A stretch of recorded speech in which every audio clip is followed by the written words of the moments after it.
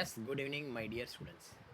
இன்றைக்கி நம்ம டேலியில் என்ன பண்ண போகிறோம் அப்படின்னா, ஹவு டு கிரியேட் கம்பெனி அப்படிங்கிறத பற்றி பார்க்க போகிறோம். டேலியில் கம்பெனி எப்படி கிரியேட் பண்ணுறது அப்படிங்கிறது தான் இன்றைக்கி நம்முடைய அஜெண்டா. அதுக்கு முன்னாடி ஒரு வேலையை செய்கிறோன்னா அந்த வேலை யாருக்காக செய்கிறோம் அப்படிங்கிறது நமக்கு தெரியணும். யாருக்காக செய்கிறோம் அப்படின்னு தெரிஞ்சால் தான் எப்படி அந்த வேலையை செய்கிறது அப்படிங்கிறது நமக்கு தெரிய வரும். ஃபார் எக்ஸாம்பிள், நான் இப்போ கிளாஸ் எடுக்கிறேன். நான் யாருக்கு கிளாஸ் எடுக்கிறேன் அப்படிங்கிறது ரொம்ப முக்கியம். நான் வந்து ஒரு காலேஜ் ஸ்டூடெண்ட்ஸுக்கு கிளாஸ் எடுக்கிறேன்னா, இல்லை ஒரு ஸ்கூல் ஸ்டூடெண்ட்ஸுக்கு கிளாஸ் எடுக்கிறேன்னா, இல்லை ஒரு வயசானவங்களுக்கு ட்ரைனிங் கொடுக்குறேன்னா அப்படிங்கிறது முக்கியம். அப்போ அதுக்கேற்ற மாதிரி நம்ம கொடுப்போம் ரைட்டா. அந்த மாதிரி நீங்கள் ஒரு அக்கௌண்ட்ஸ் பண்ணுறீங்க அப்படின்னா, யாருக்காக அக்கௌண்ட்ஸ் பண்ணுறீங்க அப்படிங்கிறத நீங்கள் முதல்ல மனசில் உள்வாங்கிக்கணும். ஃபஸ்ட்டு திங், யாருக்காக அக்கௌண்ட்ஸ் பண்ணுறீங்கிறத மனசில் உள்வாங்கிட்டால் தான் அதுக்கு ஏற்ற மாதிரி அக்கௌண்ட்ஸ் பண்ண முடியும். யாருக்காக அப்படிங்கும்போது யாரெல்லாம் இருக்காங்க அப்படிங்கிற ஒரு கேள்வி இருக்குது. யாரெல்லாம் இருக்காங்க அப்படின்னா, இன்கம் டேக்ஸ் ஆக்ட் படி மொத்தம் 7 வகையான பர்சன்ஸ் இருக்காங்க. அண்டர் செக்ஷன் 2 ஆஃப் 38 படி பர்சன்ஸ் வந்து மொத்தம் 7 வகை. என்னென்ன அப்படின்னா, individual, Hindu undivided family, partnership company, cooperative society, body of individual, association of person, private limited and public limited company, local authority, artificial judicial persons அப்படின்னு சொல்லிட்டு இவங்கெல்லாம் இருக்காங்க. இவங்களெல்லாம் நம்ம படிச்சிருக்கோம், இன்கம் டேக்ஸ் ஆக்டில் படிச்சிருக்கோம். பட் இவங்கெல்லாம் எப்படி இருப்பாங்க அப்படிங்கிறத விஷுவலைஸாக நான் இப்போ இந்த பிபிடி மூலியமாக உங்களுக்கு நான் காட்டுறேன். ஸோ உங்களுக்கு அதில் ஒரு கிளாரிட்டி கிடைக்கும். இதில் பாருங்கள், ஃபஸ்ட்டு வந்து பார்த்தீங்கன்னா உங்களுக்கு நீங்களும் என் கூட கோஆர்டினேட் பண்ணுங்கள். டேலியில் யாருக்கெல்லாம் கம்பெனி க்ரியேட் பண்ணுறோம், யாரெல்லாம் இருக்காங்க அப்படின்னா, இண்டிவிஜுவல், ஹிந்து அன்டிவைடட் ஃபேமிலி, அடுத்தது partnership company, next private limited and public limited company, association of person and body of individual, association of person and body of individual, local authority, artificial judicial person. So இந்த மாதிரி உங்களுக்கு 7 வகையாக நீங்கள் வந்து under section 2 of 38 படி income tax ஆக்ட்லேருந்து நீங்கள் 7 வகையாக பர்சனை பிரிக்கலாம். ஒவ்வொருத்தரையாக பார்ப்போம். இதில் நீங்கள் திரையில் பார்க்குறீங்க ஒரு சினாரியோ. இது வந்து பார்த்தீங்கன்னா யாருன்னா சிவகுமார், செல் தட்டி சிவகுமார். செல்ஃபோனை பார்த்தா தட்டி விடுவார் யாராவது எடுத்துகிட்டு வந்தால். ஸோ இவர் வந்து சிவகுமார், இவருடைய பையன் சூர்யா, இவருடைய ஒய்ஃபு ஜோதிகா. ரைட்டா, இது உங்களுக்கு தெரியும், லிஜெண்ட் சரவணன். ஸோ இப்போ இந்த 4 பேருமே இண்டிவிஜுவல், 4 பேருமே இண்டிவிஜுவலாக இருந்தாலும் the method of accounting for Surya, Sivakumar, Jyothika is entirely differ from the method of accounting for Saravana store legend. ஓகேவா, நான் என்ன சொல்ல வரேன்னு புரியுதா? The method of accounting for Surya, Jyothika, Sivakumar is entirely differ from the method of accounting for legend Saravanan. ஏன் sir அப்படின்னா, முதல்ல இந்த கான்செப்டை நீங்கள் லேர்ன் பண்ணணும். ஏன் அப்படின்னு பார்த்தீங்கன்னா, ஒரு மனுஷனுக்கு மொத்தம் 5 வகையான சோர்ஸஸ் ஆஃப் இன்கம் இருக்குது. ஒரு மனுஷனுக்கு மொத்தம் எத்தனை வகையான சோர்ஸஸ் ஆஃப் இன்கம் இருக்குது? 5 வகையான சோர்ஸஸ் ஆஃப் இன்கம் இருக்குது. என்னென்ன 5 வகையான சோர்ஸஸ் ஆஃப் இன்கம் யாராவது சொல்ல முடியுமா? என்னென்ன வகையான சோர்ஸஸ் ஆஃப் இன்கம் இருக்குன்ட்டு? ஒரு மனுஷனுக்கு எத்தனை வகையான சோர்ஸஸ் ஆஃப் இன்கம் இருக்குது? salary, முதல்ல அப்படியே போட்டுருமா? salary income, business income. வரிசையாக வாங்க. ஒன்று வந்து பார்த்தீங்கன்னா இன்கம் ஃப்ரம் சேலரி, அடுத்தது இன்கம் ஃப்ரம் ஹவுஸ் ப்ராப்பர்ட்டி. ஓகேவா, இன்கம் ஃப்ரம் ஹவுஸ் ப்ராப்பர்ட்டி ஷார்ட்டாக போடுறேன். மூணாவது இன்கம் ஃப்ரம் பிஸ்னஸ் ஆர், நாலாவது இன்கம் ஃப்ரம் கேபிட்டல் கெயின், அஞ்சாவது இன்கம் ஃப்ரம் அதர் சோர்ஸ். ஓகேவா, ஸோ ஒரு மனுஷனுக்கு இந்த மாதிரி 5 வகையான சோர்ஸஸ் ஆஃப் இன்கம் இருக்குது. ஓகேவா, ஒரு மனுஷனுக்கு எத்தனை வகையான சோர்ஸ் ஆஃப் இன்கம் இருக்குது? 5 வகையான சோர்ஸஸ் ஆஃப் இன்கம் இருக்குது. இந்த 5 வகையான சோர்ஸ் ஆஃப் இன்கமையும் கூட்டினா தான் டோட்டல் இன்கம். அதுதான் வந்து என்னது? டோட்டல் இன்கம் அப்படிங்கிறது. அதுதான் வந்து என்னது? Total income. இந்த டோட்டல் இன்கமுக்கு தான் நீங்கள் வந்து என்ன பண்ணணும்? டேக்ஸ் பேயபிள் எவ்வளவு அப்படிங்கிறது நீங்கள் கண்டுபிடிக்கணும். இந்த 5 வகையான இன்கமும் எப்படி கண்டுபிடிக்கிறது? இப்போ ஒன்றும் இல்லை, சேலரி இன்கம் இருக்குதுன்னு வச்சுக்கோங்க. சேலரி இன்கம் வந்து பார்த்திங்கன்னா, ஒரு மனுஷனுக்கு மாதம் 50,000 சம்பளம் வாங்குறான். அப்போ 12 மாதத்துக்கு எவ்வளவு? 12 மாதத்துக்கு 12 5 6 லட்ச ரூபா வரும். இதுக்கு வந்து நமக்கு டேலி தேவையே இல்லை, வாயாலேயே போட்டு போயிடலாம். ஒருத்தனுக்கு இப்போ சேலரி இன்கம் மாத்திரம் தான் இருக்குது, மாதம் 50,000 சம்பளம் வாங்குறான், 12 மாதத்துக்கு 6 லட்ச ரூபா. அந்த 6 லட்ச ரூபாய்க்கு என்ன டேக்ஸோ அதை கட்டி விட்டுட்டா போதுமானது. அல்லது மாதம் 1 லட்சம் வாங்குறான், 12 லட்ச ரூபா, முடிஞ்சு போச்சு. அந்த 12 லட்சத்துக்கு என்ன டேக்ஸோ அதை கட்டி விட்டுற வேண்டியது. அடுத்தது இன்கம் ஃப்ரம் ஹவுஸ் ப்ராப்பர்ட்டி. இப்போ ஒரு மனுஷனுக்கு சொந்தமாக ஒரு 4 வீடு இருக்குது. ஒரு வீட்டில் குடியிருக்கான், 2 3 வீடை வாடகை விட்டுருக்கான். ஒவ்வொரு வீடும் மாதம் 10,000, இப்போ மாதம் 30,000 வாடகை வருது. 12 மாதத்துக்கும் சேர்த்து 3,60,000 முடிஞ்சு போச்சா? இதுக்கு வந்து தனியாக தேவையில்லை. அதாவது இப்போ 2 சினரியோ சொல்கிறேன் பாருங்கள். இப்போ சிவகுமார் இருக்கார், இல்லை சூர்யா இருக்காருன்னு வச்சுப்போம். சூர்யாவுக்கு வந்து பார்த்திங்கன்னா படத்தில் நடிக்கிறாரு, அதுக்கு சம்பளம் வருது, ரைட்டா? அவருக்கு அந்த சம்பளம் உண்டு. அடுத்தது வந்து பார்த்திங்கன்னா இன்கம் ஃப்ரம் ஹவுஸ் ப்ராப்பர்ட்டி. இப்போ வந்து பார்த்திங்கன்னா சூர்யா மும்பையில் போய் செட்டில் ஆகிட்டார். அவர் பேரில் உள்ள டி நகரில் இருக்கிற வீடு அவர் வாடகைக்கு விட்டுருக்காரு. அதுலேருந்து அவருக்கு இன்கம் ஃப்ரம் ஹவுஸ் ப்ராப்பர்ட்டி வருது. Income from business or profession. இவருக்கு வந்து income from business or profession இருக்குது அப்படின்னா அவர் எந்த பிஸ்னஸும் பண்ணலை, அதனால் அவருக்கு இன்கம் எதுவும் கிடையாது. இன்கம் ஃப்ரம் கேபிட்டல் கெயின் அவருக்கு இருக்கான்னா இருக்குது. இன்கம் ஃப்ரம் அதர் சோர்ஸ், வட்டிக்கு விடுறாரு, அந்த பணமும் இருக்குது. ஸோ இப்போ வந்து நீங்கள் 2 பேரை பாருங்கள், ஒன்று சூர்யா, இன்னொன்று லிஜெண்டு சரவணன்.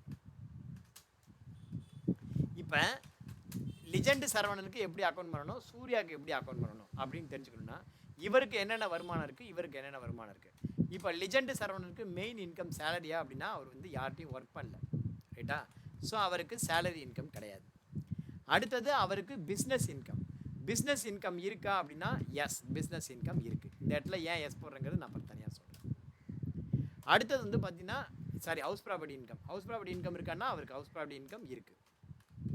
அடுத்தது பிஸ்னஸ் இன்கம் இருக்கா அப்படின்னா எஸ், அவருக்கு பிஸ்னஸ் இன்கம் இருக்குது. ஓகேவா? அவருக்கு பிஸ்னஸ் இன்கம் இருக்குது, எஸ். அடுத்தது இன்கம் ஃப்ரம் கேபிட்டல் கெயின் இருக்கா அப்படின்னா இருக்குது. இன்கம் ஃப்ரம் அதர் சோர்ஸ் இருக்கா அப்படின்னா எஸ், இருக்குது. இப்போ வந்து பார்த்தீங்கன்னா சூர்யாவுக்கும் லிஜெண்டு சரவணனுக்கும் என்ன வித்தியாசம் அப்படின்னா the method of accounting for head, income head, அதில் தான் வித்தியாசம் இருக்குது. இப்போ சேலரி வந்து பார்த்தீங்கன்னா ஒரு மாதத்துக்கு 50,000, 12 மாதத்துக்கு 6 லட்ச ரூபாய், இல்லை 1 கோடி ரூபாய் ஒரு படத்தில் நடிக்க ஈஸியாக கால்குலேட் பண்ணிடலாம். அவனுடைய வீட்டு வாடகை வருமானம் அதையும் ஈஸியாக கால்குலேட் பண்ணிடலாம்.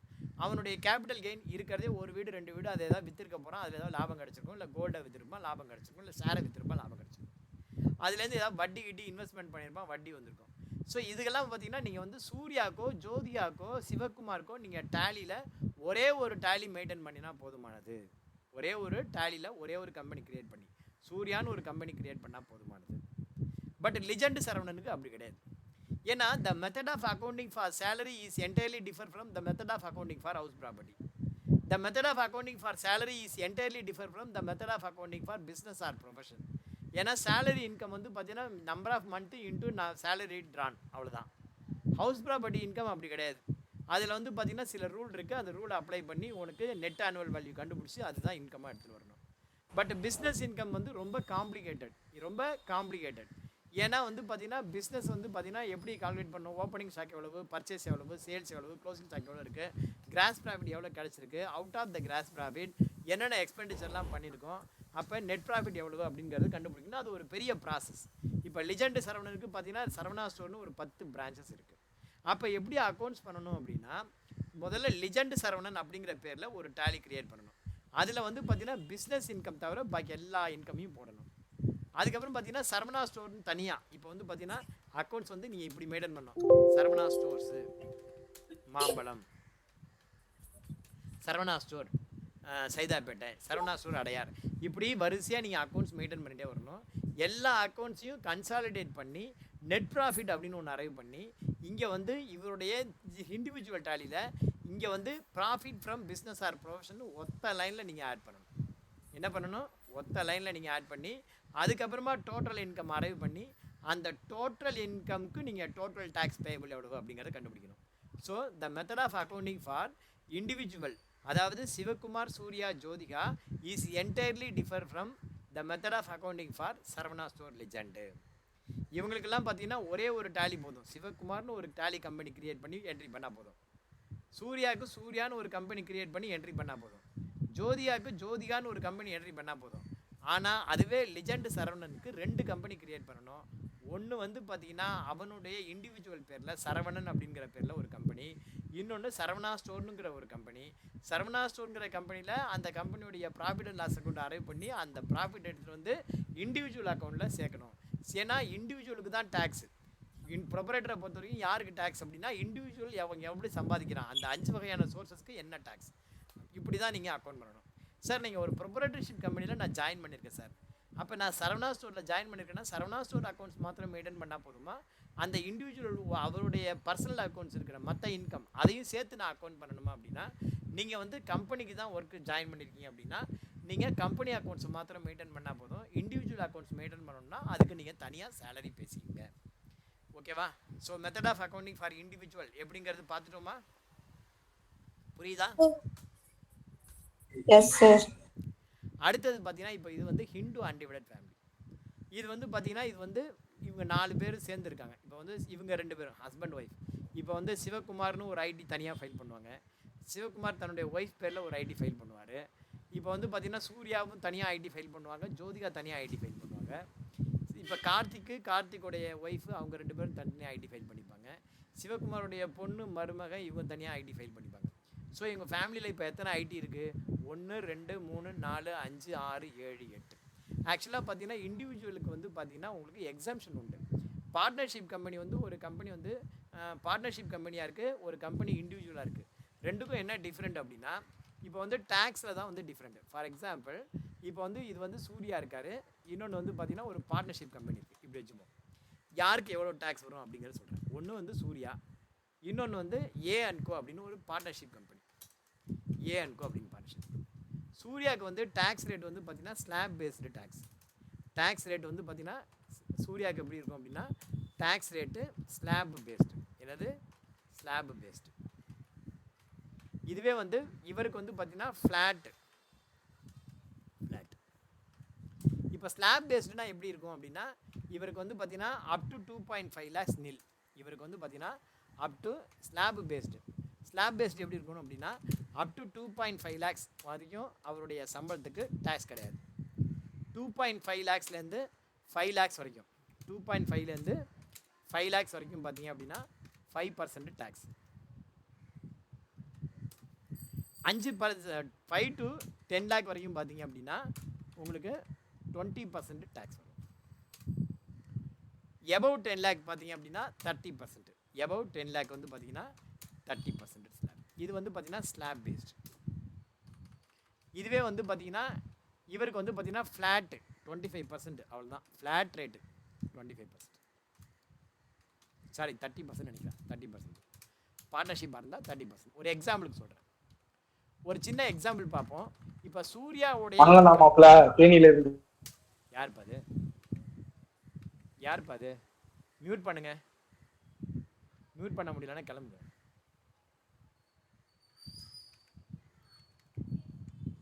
ரெக்கார்ட் ஆகுது, குரலை வச்சு பார்த்துருவோம் சொல்லிட்டேன். நீங்கள் எதுவும் குறுக்க பேசக்கூடாது, டவுட்டு கேட்கலாம். இப்போ சூர்யாவோட இன்கம் வந்து 15 lakhs இருக்குது. A&Co இன்கம் வந்து 15 lakhs இருக்குது. இப்போ ஒரு இண்டிவிஜுவலுக்கு எவ்வளோ டேக்ஸ் வரும், இவருக்கு எவ்வளோ டேக்ஸ் வரும் அப்படிங்கிறது நம்ம பார்க்கலாம். இப்போ வந்து சூர்யாவுக்கு வந்து 15 லட்சம் அப்படிங்கும்போது மொதல் 2.5 lakhsக்கு டேக்ஸ் கிடையாது. அடுத்தது 2.5 lakhsலேருந்து 5 lakhs வரைக்கும் அதுக்கு வந்து பார்த்தீங்கன்னா 5% டேக்ஸ். அதாவது இந்த 2.5 லட்சத்துக்கு 2.5 லட்சம் × 5% பார்த்தீங்கன்னா 12,500 ரூபாய் வரும். அதுக்கப்புறம் பார்த்தீங்கன்னா அடுத்த 5 லட்சத்துக்கு வந்து பார்த்தீங்கன்னா 1 lakh வரும் டேக்ஸ். அடுத்தது 10 lakh மேலே போயிடுது அப்படின்னா 30% டேக்ஸ். அதாவது 10 lakh மேலே 5 lakhs இருக்குது, அதுக்கு 1,50,000 வரும். ஸோ டோட்டல் டேக்ஸ் எவ்வளோ பேயபிள் அப்படின்னா, டோட்டல் டேக்ஸ் பேயபிள் வந்து பார்த்தீங்கன்னா சூர்யா இண்டிவிஜுவலாக இருக்கும்போது 2,62,500 தரணும். அதுவே வந்து பார்த்தீங்கன்னா ஒரு பார்ட்னர்ஷிப் கம்பெனி இருக்குன்னு வச்சுக்கோங்க. ஒரு பார்ட்னர்ஷிப் கம்பெனி இருக்குது அப்படின்னா அது வந்து ஃப்ளாட்டாக 30% டேக்ஸ். அப்படின்னா எவ்வளவு? 15 லட்சத்துக்கு 30% டேக்ஸ். எவ்வளோ வரும்னா 4.5 லட்சம் ரூபாய். ஒரு கம்பெனி இண்டிவிஜுவலாக இருந்தால் 2,62,500. அதே கம்பெனி பார்ட்னர்ஷிப்பாக இருந்ததுன்னா 4,50,000 வரும். ஓகேவா? ஸோ இண்டிவிஜுவலுக்கும் பார்ட்னர்ஷிப் கம்பெனிக்கும் உள்ள உங்களுக்கு புரியுது. ஸோ இண்டிவிஜுவலாக இருந்தால் உங்களுக்கு டேக்ஸ் வந்து கம்மியாகும். பார்ட்னர்ஷிப் கம்பெனி, ப்ரைவேட் லிமிடெட் கம்பெனினா உங்களுக்கு டேக்ஸ் வந்து அதிகமாகும். இப்போ அந்த மாதிரி இருக்குல்ல ஃப்ளாட் ரேட்டு, இந்த கன்செஷன், அதாவது பார்ட்னர்ஷிப் கம்பெனியை கம்பேர் பண்ணும்போது உங்களுக்கு இண்டிவிஜுவலுக்கு டேக்ஸ் கன்செப்ஷன் இருக்குது. எவ்வளோ இருக்குது அப்படின்னு பார்த்தீங்கன்னா, இந்த 15 லட்சம் வருமானத்துக்கு திருட்ட 1,87,500 இருக்குது. இவங்க மொத்தம் எத்தனை பேர் இருக்காங்க? 1 2 3 4 5 6 7 8.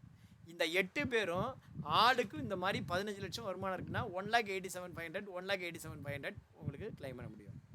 அதோட மாத்திரம் இல்லாமல் இந்த 8 பேர் சேர்ந்து 9ஆவதா ஒரு கம்பெனி ஃபார்ம் பண்ணுறாங்க. அதுக்கு பேர் என்ன அப்படின்னா சிவகுமார் ஹெச்யூஎஃப் அப்படின்னு பேர். அந்த 9 பேருமே அந்த 9ஆவது கம்பெனி இருக்குல்ல சிவகுமார் ஹெச்யூஎஃப், அந்த சிவகுமார் ஹெச்யூஎஃப்க்கு இவங்களுக்கு ஒவ்வொருத்தருக்கும் எப்படி இந்த இன்கம் டேக்ஸ் பெனிஃபிட் கிடைக்குதோ அதே பெனிஃபிட்டு அந்த ஹெச்யூஎஃப்க்கும் உண்டு. ஆனால் அது பார்ட்னர்ஷிப் கம்பெனியாக இருந்தால் அந்த பெனிஃபிட் கிடையாது. அதாவது இந்த ஸ்லாப் ரேட் பெனிஃபிட் இருக்கு இல்லையா, இந்த slab rate benefit Hindu undivided ஃபேமிலிக்கு உண்டு, அதே சமயம் பார்ட்னர்ஷிப் கம்பெனிக்கு கிடையாது, ப்ரைவேட் லிமிடெட் கம்பெனி கிடையாது, மற்ற எந்த பர்சனும் கிடையாது. ஸோ இதுதான் வந்து ஹிந்து அன்டிவைடட் ஃபேமிலிக்கு உள்ள ஒரு பெனிஃபிட். ஓகேவா?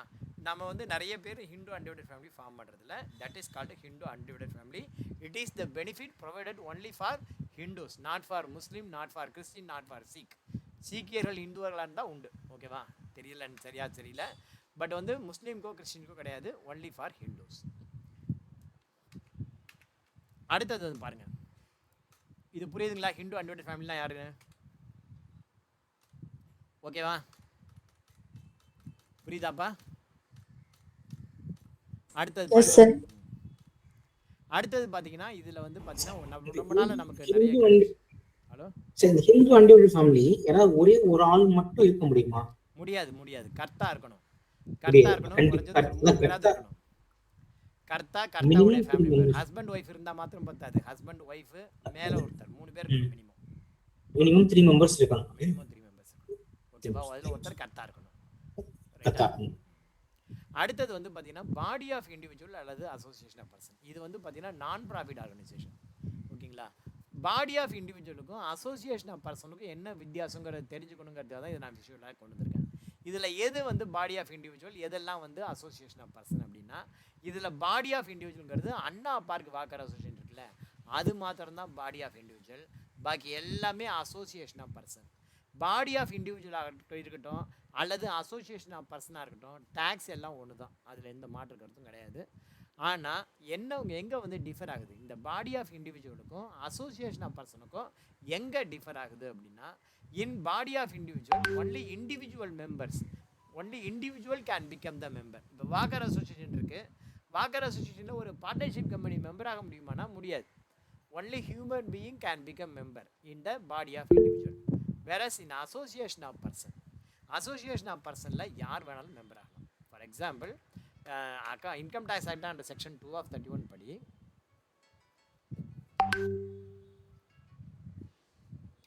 அப்புறம் பேசுறேன்னு சொல்லுங்க.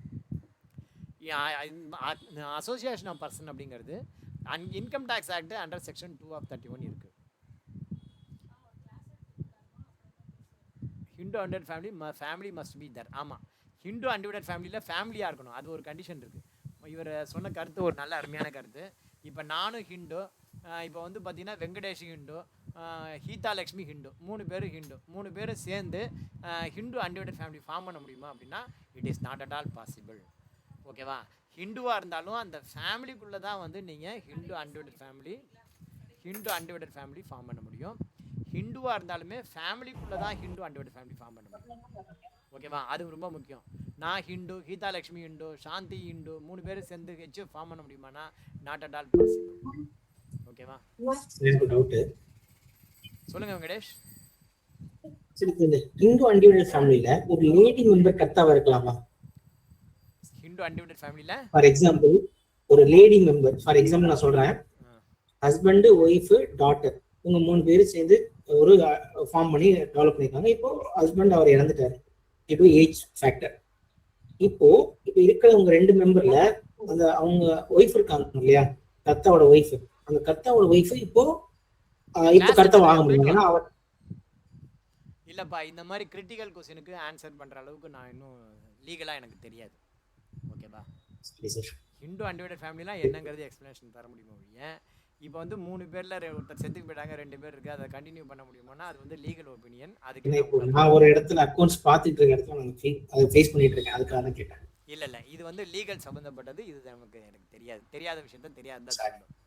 எனக்கு அது இல்ல சாரி கேக்குறதுல நீங்க கேக்குற क्वेश्चन நல்ல क्वेश्चन. எனக்கு அதுக்கு ஒபினியன், எனக்கு ஆன்சர் தெரியல. ரமேஷ் பாபு சார் என்ன சொல்றாரு, according to supreme court decision it seems possible அப்படின்றாரு.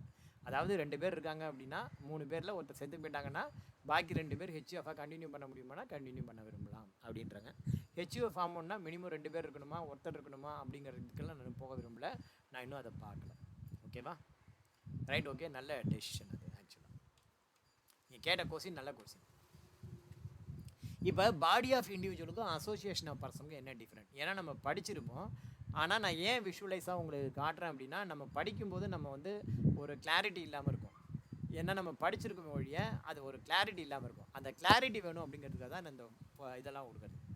இப்போ அண்ணா பார்க் வாக்கர் அசோசியேஷனில் only individual member can become member. ஓகேவா? ஹியூமன் பீயிங் தான் மெம்பர் ஆக முடியும். ஒரு பார்ட்னர்ஷிப் கம்பெனியோ வேறு ஒரு ப்ரைவேட் லிமிடெட் கம்பெனியோ கேனாட் பிகம் மெம்பர். பட் இப்போ SSM Nagar flat owner association இருக்குன்னு வச்சுக்கோங்க. தாம்பரத்தில் SSM Nagar flat owner association இருக்குது. அங்கே வந்து பார்த்தீங்கன்னா திருட்டு ஒரு 5000 ஃப்ளாட் இருக்குது. அந்த 5000 ஃப்ளாட்டில் இண்டிவிஜுவல் வாங்கியிருக்கலாம், ஒரு கம்பெனி வாங்கியிருக்கலாம், ஒரு பார்ட்னர்ஷிப் கம்பெனி வாங்கியிருக்கலாம், யார் வேணாலும் வாங்கியிருக்கலாம். யாரெல்லாம் வாங்கியிருக்கீங்களோ அவங்கெல்லாம் வந்து அந்த எஸ்எஸ்எம் நகர் ஃப்ளாட் ஓனர் அசோசியேஷனில் அந்த காமன் எக்ஸ்பென்சஸை ஷேர் பண்ணிக்கிறதுக்காக அந்த மெம்பர்ஷிப்பில் நீங்கள் கண்டிப்பாக ஆயிருக்கணும். ஓகேவா? ஸோ அதனால் அது association of person. Ramakrishna mission students home association of person. Manithaneyam charitable trust association of person. ஏன்னா அதில் சையது துரைசாமி இருக்கார். சையது துரைசாமியோட பையன் வெற்றி இருந்தார்.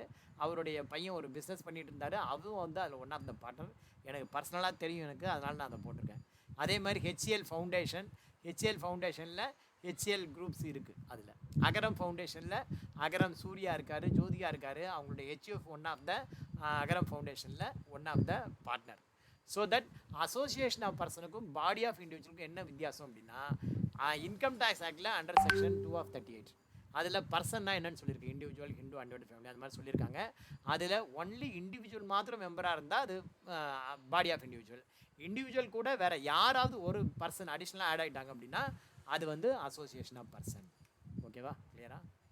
இதில் நான் ஏதாவது தவறுதலாக சொல்லியிருந்தா அப்புறம் மாற்றிக்கலாம். ரைட்டா? Right, okay. அது வந்து கொஞ்சம் விஷுவலைஸ் பண்ணி பார்க்கணும் அப்படிங்கிறது தான் என்னுடைய சிந்தனை. அதுக்காக தான் இந்த பிபிடி ரெடி பண்ணியிருக்கேன். அடுத்தது வந்து பார்த்தீங்க அப்படின்னா, டைப் ஆஃப் கம்பெனியில் Vasanth and co partnership company, Chellamani and co is a partnership company, BFA and co is a partnership company, TSR and co இது வந்து பார்ட்னர்ஷிப் கம்பெனியா ப்ரைவேட் லிமிடெட் கம்பெனியா? TSR and co is a partnership கம்பெனியா private limited company? இந்த மாதிரி இருக்குன்னு வச்சுக்கோங்க.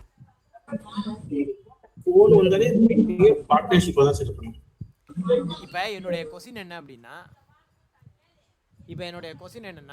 ஒரு பார்ட்னர்ஷிப் கம்பெனியில் ஒரு ப்ரைவேட் லிமிடெட் கம்பெனி பார்ட்னர் ஆக முடியுமா?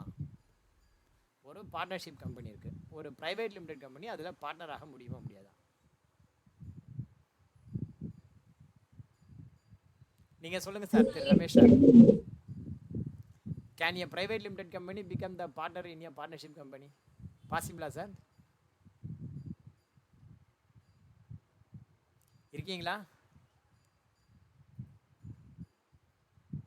S, possible. இது வந்து எப்படி எனக்கு தெரியும் இது பாசிபிள் அப்படின்னா, சோர்டியா பிரதர்ஸ் அப்படின்னு சொல்லிட்டு ஒரு பார்ட்னர்ஷிப் கம்பெனி மவுண்ட் ரோடில் இருக்குது. ஆக்சுவலாக வந்து பார்த்திங்கன்னா அந்த சோர்டியா பிரதர்ஸ்க்கு நான் வந்து ஆடிட்டுக்கு போயிருந்தேன், இன்டர்னல் ஆடிட்டுக்கு எதுக்கோ ஒரு இதுக்கு போயிருந்தேன். சோடியா பிரதர்ஸ் அண்ட் கோ அப்படின்னு சொல்லிட்டு ஒரு பார்ட்னர்ஷிப் கம்பெனி. அதில் Sodia brothers private limited is one of the partner in the Sodia brothers. அவங்க வந்து பார்த்திங்கன்னா இந்த டஸ்டர்னு ஒரு காரு அது வந்து வச்சுருக்காங்க. மவுண்ட் ரோடில் இருக்குது அந்த கம்பெனி, இன்னமும் இருக்குது. அது வந்து பாசிபிள் தான். இப்போ வந்து என்னுடைய கொஸ்டின் என்ன அப்படின்னா, சார் இப்போ நம்ம படிக்கும்போது என்ன படிச்சிருப்போம்? பார்ட்னர்ஷிப் கம்பெனி ஆரம்பிக்கணும்னா மினிமம் 2 பேர் வேணும், மேக்ஸிமம் 10 பேர், பேங்கிங்னா 20 பேர், அப்படி தான் நம்ம படிச்சிருப்போம். ஆனால் அதில் 2 பேர் அப்படின்னு சொல்லியிருக்காங்கன்னா நம்ம என்ன நினச்சிட்டு இருப்போம்? குப்புசாமி ராமசாமி அப்படின்னு 2 பேர் அப்படின்னு தான் இது வரைக்கும் நம்ம நினச்சிட்டு இருப்போம். ஆனால் உண்மை அது கிடையாது. உண்மை என்ன அப்படின்னா 2 நபர்கள் அப்படிங்கிறது இன்கம் டேக்ஸ் ஆக்டில் சொல்லப்பட்டக்கூடிய அந்த நபர்கள். இன்கம் டேக்ஸ் ஆக்டில் அண்டர் செக்ஷன் 2 of 38 என்ன சொல்லியிருக்கு? இண்டிவிஜுவலும் ஒரு பர்சன் தான், ஹிந்து அன்டிவைடட் ஃபேமிலி ஒரு பர்சன், பார்ட்னர்ஷிப் கம்பெனி ஒரு பர்சன், ப்ரைவேட் லிமிடெட் கம்பெனி ஒரு person, artificial judicial person, local authority எல்லாருமே பார்த்தீங்கன்னா என்ன? எல்லாருமே பர்சன்.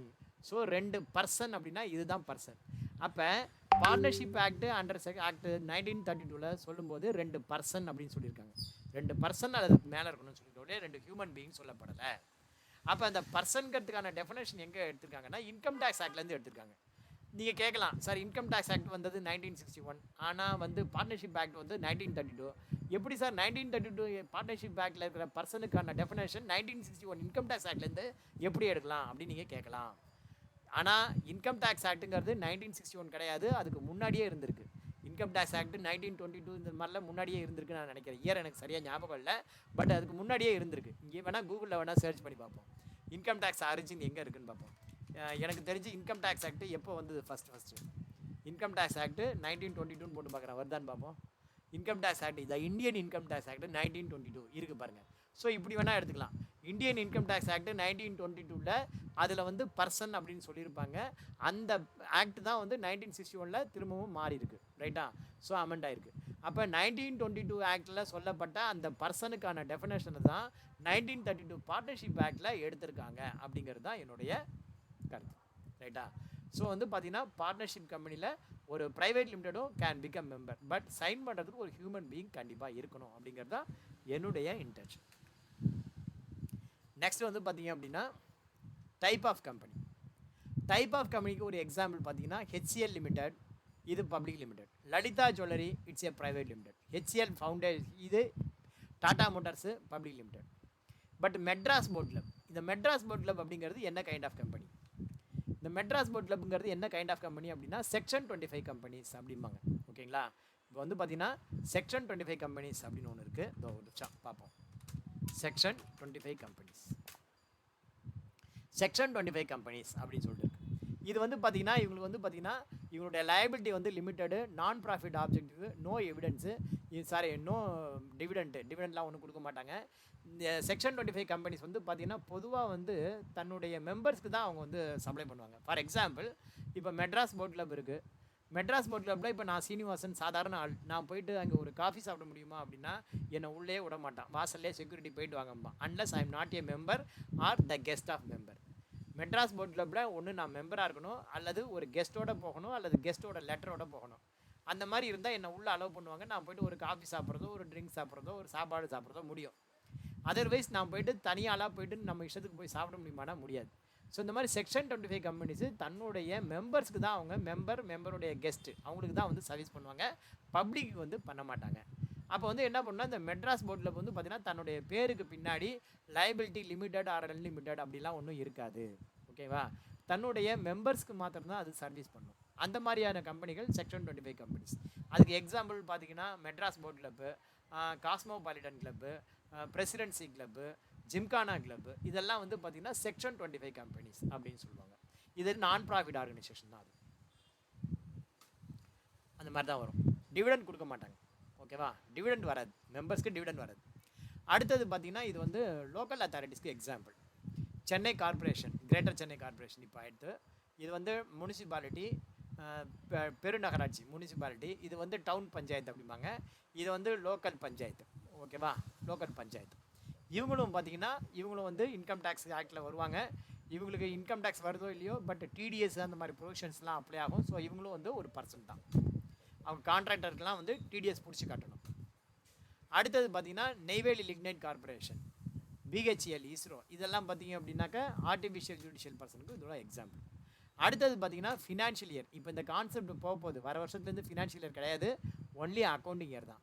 பட் ஃபினான்ஷியல் இயர் அப்படின்னா என்ன, அக்கௌண்டிங் இயர்னா அப்படின்னா ஒரு டேட்டு கொடுத்தா அது அதனுடைய ஃபினான்ஷியல் இயர் என்ன, அதனுடைய அசஸ்மெண்ட் இயர் என்ன அப்படின்னு முதல்ல சொல்ல தெரியணும்.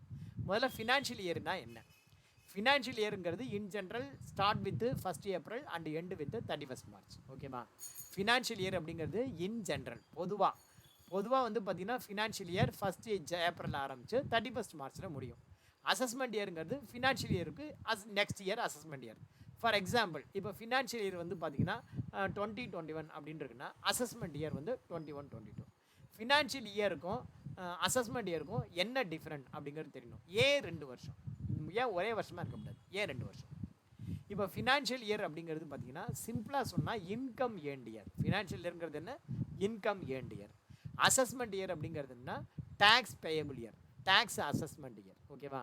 ஸோ வந்து பார்த்திங்கன்னா இப்போ ஒரு டேக்ஸு எப்போ கட்டணும் அப்படின்னு இருக்கு, ஓகேவா? ஒரு டேக்ஸ் வந்து எப்போ கட்டணும். ஃபார் எக்ஸாம்பிள் கஸ்டம்ஸ் டியூட்டி எப்போ கட்டணும் அப்படின்னா at the time of import அல்லது at the time of export. நீங்கள் வந்து என்ன பண்ணணும், கஸ்டம்ஸ் டியூட்டி கட்டி தான் பொருளை உள்ளே கொண்டு வர முடியும். எக்ஸைஸ் டியூட்டி எப்போ கட்ட முடியும் அப்படின்னா, நீங்கள் ஒரு ப்ராடக்ட்டை மேனுஃபேக்சரிங் பண்ணி ரிமூவ் பண்ணுறீங்க, ஃபேக்ட்ரிலேருந்து ரிமூவ் பண்ணுறீங்க அப்படின்னா அப்போ எக்ஸைஸ் டியூட்டி கட்டணும். ஜிஎஸ்டி எப்போ கட்டணும் அப்படின்னா, நீங்கள் வந்து at the time of sale GST collect பண்ணிடுவீங்க. பட் அதை எப்போ ரெமிட் பண்ணணும் அப்படின்னா அடுத்த மாதம் 20ஆம் தேதிக்குள்ளே நீங்கள் கட்டணும். ஸோ ஒன்றுக்கும் ஒரு டியூ டேட் அப்படின்னு ஒன்று இருக்குது, எப்போ கட்டணும் அப்படின்னு சொல்லிட்டு இருக்குது. இப்போ இன்கம் டேக்ஸ் அப்படிங்கிறது எப்போ கட்டணும்? இன்கம் டேக்ஸு அப்படிங்கிறது வருஷத்துக்கு ஒரு வாட்டி தான் கட்டணும். ஏன்னா இன்கம்ங்கிறது வருஷத்துக்கு ஒரு வாட்டி டிட்டர்மைன் பண்ணுறது. ஓகேவா? இன்கம் டேக்ஸு ரேட் வந்து பார்த்தீங்கன்னா வருஷத்துக்கு தான் இவ்வளோன்னு சொல்லியிருக்கு. ஸோ இன்கம் டேக்ஸுங்கிறது வருஷத்துக்கு ஒரு வாட்டி தான் கட்டணும். இப்போ வந்து பாருங்கள், நான் வந்து இந்த லாஸ்ட்டு 25-26 இயர் இருக்குது, அந்த 1 இயரில் ஒரு 10 lakhs நான் சம்பாரிச்சிருக்கேன். அந்த 10 lakhs சம்பாரிச்சதுக்கு அப்புறமா அதுக்கு வந்து நான் அந்த வருஷம் முடிஞ்சு அதுக்கு அடுத்த வருஷம் வந்து டேக்ஸை கட்டு அப்படின்னா என்ன பண்ணுவான்? வடிவேலு வாடகை சைக்கிள் கதையாயிடும். வடிவேலு வந்து ஒரு படத்தில் வாடகை சைக்கிள் எடுத்துகிட்டு போவான். வாடகை சைக்கிள் எடுக்கும்போது என்ன சொல்லுவான்? வாடகை எவ்வளவு, இப்போயே நான் தரட்டுமா அப்படின்னு கேட்பான். ஓகேவா? அதெல்லாம் ஒன்றும் வேண்டாம், நீங்கள் வாடகை சைக்கிளை விடும்போது வாடகை கொடுத்தா போதும் அப்படிமா. வாடகை சைக்கிளை விடும்போது கொடுத்தா போதுமா அப்படின்னு சொல்லி எடுத்துன்னு போடுவான். கடைசி வரைக்கும் அவன் வாடகை தராமலே சுற்றிக்கிட்டே இருப்பான். எப்பெல்லாம் கேட்கும்போதோ நீ என்ன சொன்ன அப்படிமா.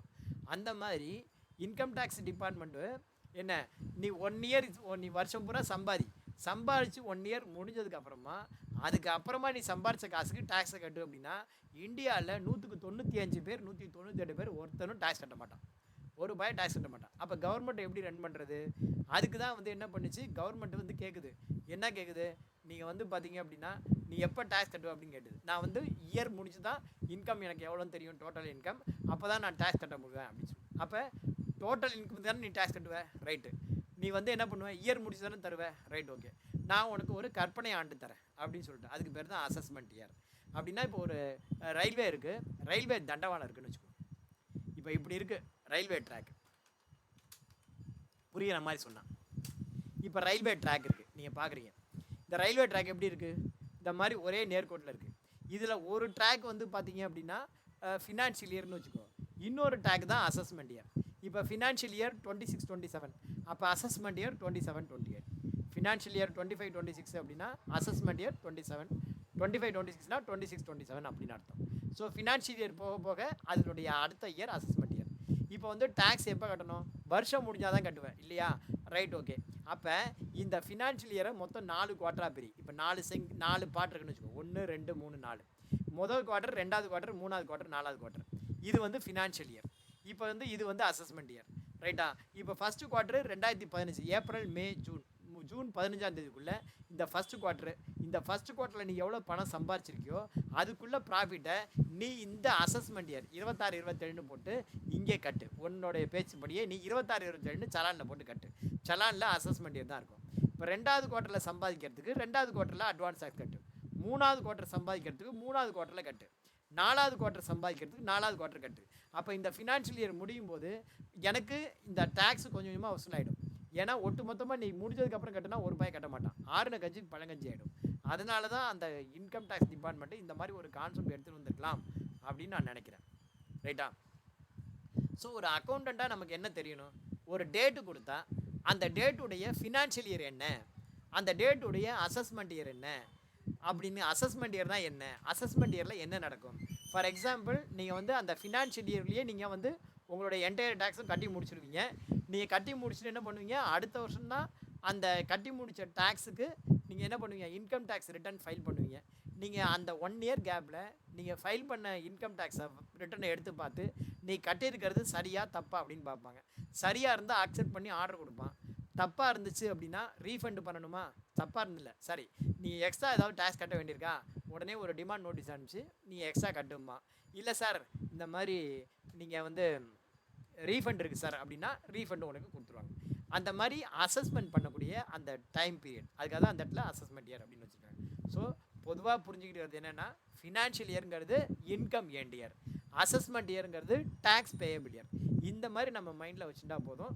இப்போதைக்கு இது போதும். ஏன்னா வர வருஷத்துலேருந்து எனக்கு தெரிஞ்சு அக்கௌண்டிங் இயர் அப்படின்னு அதை மாற்றுறாங்க. ஸோ இன்கம் டேக்ஸ் ஆக்ட் நான் இன்னும் பார்க்கல, நான் அப்புறமா பார்த்துட்டு அது என்னங்கிறது கன்ஃபார்ம் பண்ணுறேன். இப்போதைக்கு ஃபினான்ஷியல் இயர்னா என்ன, அசஸ்மெண்ட் இயர்னா என்ன, ஒரு டேட்டு கொடுத்தா அதனுடைய ஃபினான்ஷியல் இயர் என்ன, அசஸ்மெண்ட் இயர்னு சொல்ல தெரியணும். இப்போ வந்து ஒரு கம்பெனி வந்து 9/9/2020 ஸ்டார்ட் பண்ணியிருக்காங்கன்னு வச்சுக்கோங்க ஃபார் எக்ஸாம்பிள். இப்போ வந்து 9/9/2020 ஸ்டார்ட் பண்ணியிருக்காங்கன்னா இந்த கம்பெனியோடைய ஃபினான்ஷியல் இயர் என்ன அப்படின்னா 1 ஏப்ரல் கிடையாது. இந்த கம்பெனி என்னைக்கு கிரியேட் பண்ணியிருக்காங்கன்னா 9/9/2020. ஸோ 9/9/2020 இதில் ஆரம்பித்து எப்போ முடியும் அப்படின்னா 31/3/21 முடியும். இது வந்து ஃபஸ்ட்டு ஃபினான்ஷியல் இயர் அப்படிங்கிறது. அது ஃபஸ்ட்டு ஃபினான்ஷியல் இயர் அப்படிங்கிறது என்னென்னா ஒரு கம்பெனி என்றைக்கு கிரியேட் பண்ணுறோமோ அந்த கிரியேட் பண்ணுற டேட்லேருந்து நெக்ஸ்ட்டு 31 மார்ச் என்னைக்கு வருதோ அது வரைக்கும் தான் அது அதனுடைய financial year. Otherwise in general 1 April ஆரம்பிச்சு 31 மார்ச். அதுக்கு அடுத்த வருஷம் வரும்போது ஆட்டோமேட்டிக்காக 1 ஏப்ரல் 2021 இந்த கம்பெனியோடைய ஃபினான்ஷியல் இயர் ஸ்டார்ட் ஆகிடும். இங்கே ஒரு எக்ஸாம்பிளுக்கு சொல்கிறேன் பாருங்கள்.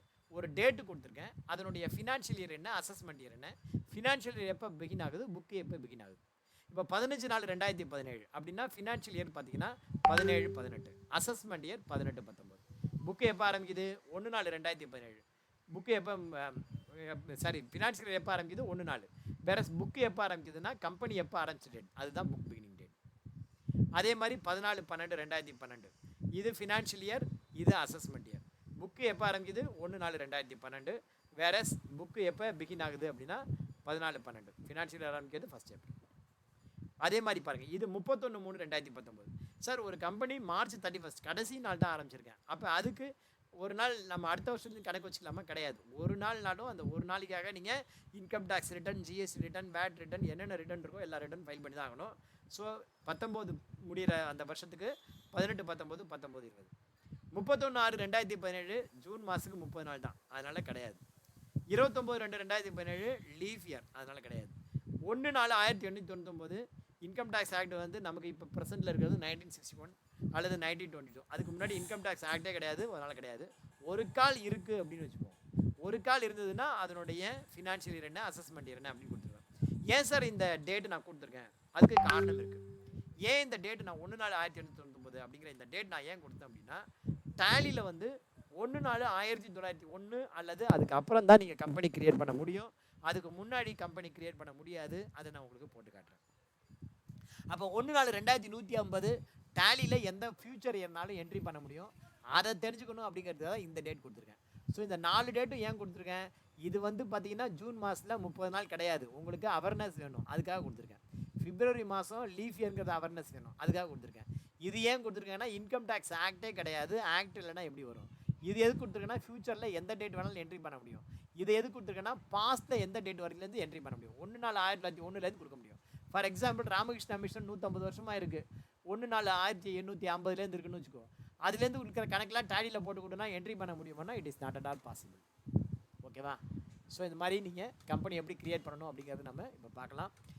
இது வரைக்கும் நம்ம பேசிக்காக வந்து ஒரு கம்பெனி எப்படி க்ரியேட் பண்ணுறது, அந்த யாருக்காக கம்பெனி க்ரியேட் பண்ண போகிறோம், என்னென்னலாம் வரும் அதில் அப்படிங்கிறத நம்ம பற்றி பார்த்தோம். ரெண்டாவது இன்றைக்கி டேலியில் ஹவு டு க்ரியேட் கம்பெனி அப்படிங்கிறது ரெண்டாவது பார்ட் நம்ம பார்ப்போம். நன்றி, வணக்கம்.